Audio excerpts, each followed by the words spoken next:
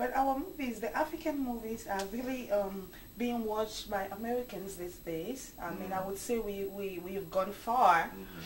But what are the things that we could really make changes on to be this Hollywood thing?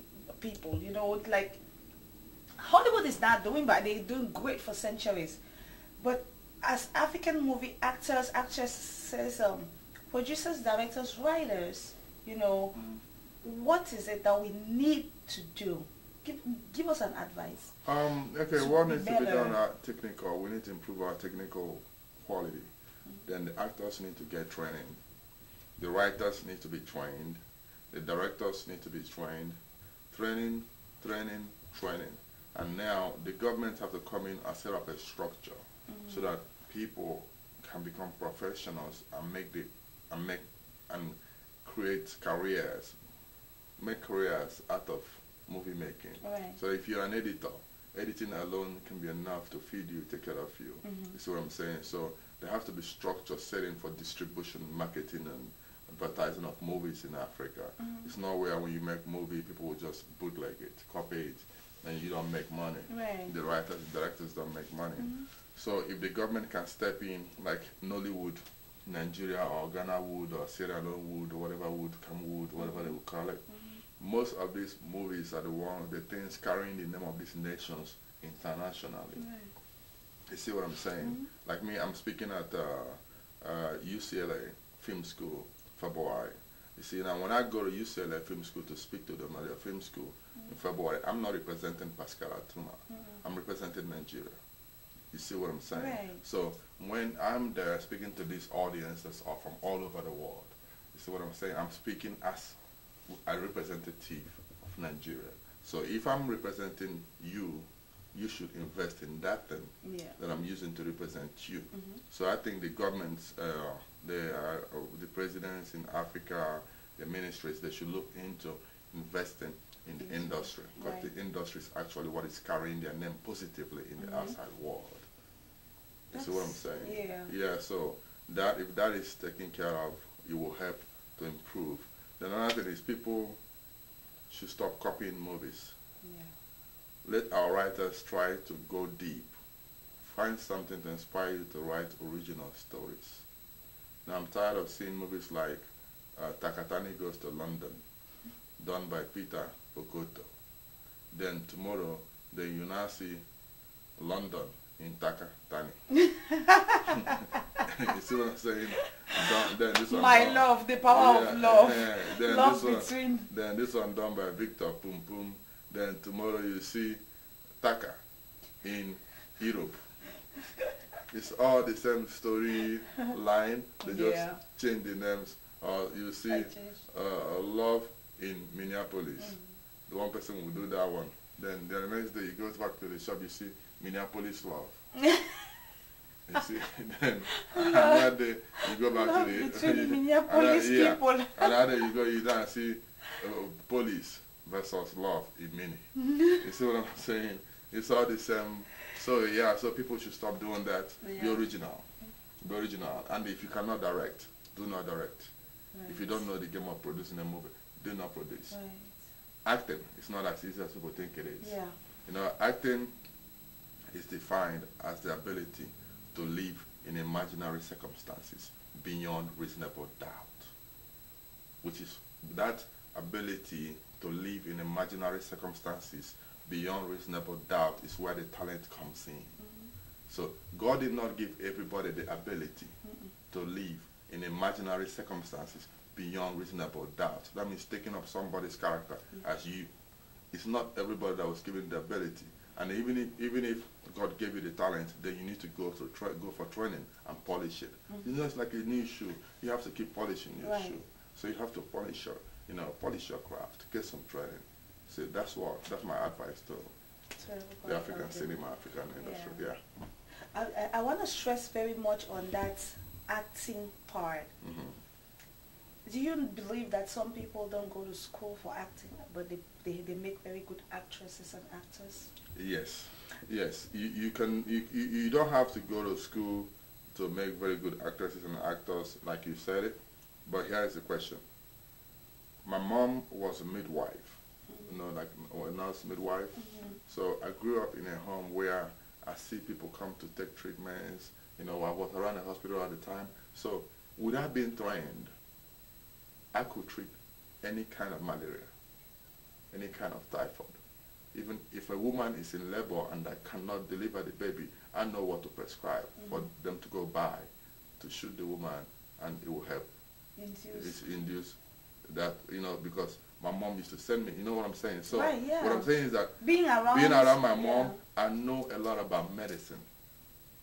You see what I'm saying? But I'm not going to go out tomorrow and start practicing medicine because I know a lot about medicine. If I really want to practice, I have to go to school and get training. Right. But I can assure you that almost everyone in my family can treat many things.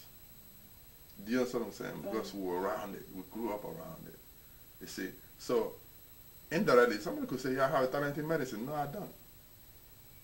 You see what I'm saying? But if I go get training, I can become a professional, a medical professional. Right. Now,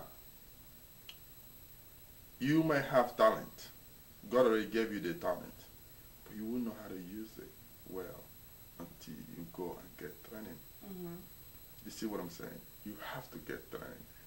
You see, when you watch most actors, right, they can go on film and act. But when you bring them on stage, they'll freeze, boom. They can do nothing on stage. They can't do anything live. You know why? Most of them don't have the training. Right. Most of the actors you see, bring it on radio, they will do it. Bring it on TV, they will do it. Give them the microphone, they'll set the place on fire. Trained professionals.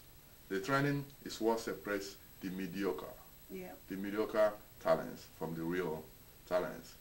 It's just like a mechanic and an engineer, an automobile engineer and a mechanic. Mechanic have learned how to fix cars, but automobile engineer knows what, you know, what are the cars, exactly. You know, what is in, you see what I'm saying? Yeah. So that's what I'm saying. It's very good to get training. Yeah, you can just get the on-the-job training too, where you don't have to go to special training, but as you're working in the business, you're learning, but see, that takes longer. I always advise people to get at least the basic training, Right. Yeah, because that's a lot of, I work with a lot of people in different regions. When I'm directing, there's some terms I will use, and I expect some of the people to know what I'm talking about. They don't know what I'm talking about. It's what I'm saying. They don't know what, some people are professional actors out there, they don't know what is called transition. So come 2015, come 2015, how do you see the African movie industry here in America? Oh, it's growing fast. It's growing, and it's growing real fast. Right. There's a lot of major players playing in the game now, and with their enthusiasm and their passion, I see it growing. I see it in the next 5 years. Nollywood International, which is what I call it. Some people call it Nollywood America. I don't call it Nollywood America because I include Canada, the guys working in Canada, the guys working in London, you know, the guys working in France, Switzerland. I include all of them, so to call it, I call it African Cinema International, actually. You know, so. Yeah, because you just said Nollywood, and I'm thinking not only Nigerians are doing movies in America. Yeah, like if you watch my movies, right, I don't only have Nigerians in my movies. No. You always have people incorporate. So I actually look at it as an African cinema. That's how I look at it, African cinema. When I say Nollywood, it was because I'm Nigerian, you know, you talk about home, we go from home to outside. Right. You know, so, but actually the African cinema in the next 5 years, we should be up there. But we should be up there, A lot of people are working hard. Ladies and gentlemen, work hard. Pascal's advice, you know, work hard, get basic training, and he is single, not searching, and I bet you when the right person come along, I'm not trying to be very picky on Pascal's love life, but I'm just saying, I mean, whoever Pascal he's not looking for a girlfriend, he's not looking for a wife, but he thinks somebody would just swirl around. Yeah, if the right person ladies, come on. If the right person come around. How would the right person come along when you're not even open for a relationship? Is this a shop? I'm supposed to open the door? No, it's not like open the door, but normally you were supposed to say, I'm single and searching. You know, why should I say I'm single and searching when I'm not searching? When you're searching, you don't even find. Just relax. My brother, am I lying? Just relax. Zero your mind. Zero your mind. So, you know what, Pascal? You're not getting any younger. Yeah, I know. I'm old. I'm 96 years old. I'm 96 years old. I would really want Pascal ATUMA to go to do these movies, go to premieres, go, to what do they call it? Festivals, like the film festivals, with somebody by his hand. Why? You know what? Settle down is a very good thing. Settle down. Ask my cameraman. He's settled down. Okay, hold on. Yeah, when you mean, you see, when water is boiling, you turn off the stove for it to settle down. I'm not boiling. How can I settle when I'm not boiling? Pascal, get married, Joe. I'll get married. Get married. Why can't they marry me? Bring the ring, ladies. Bring the ring. I'll wear it. Love, fall in love, oh, fall in love, oh. We supposed to marry 'cause you done make me fall in love.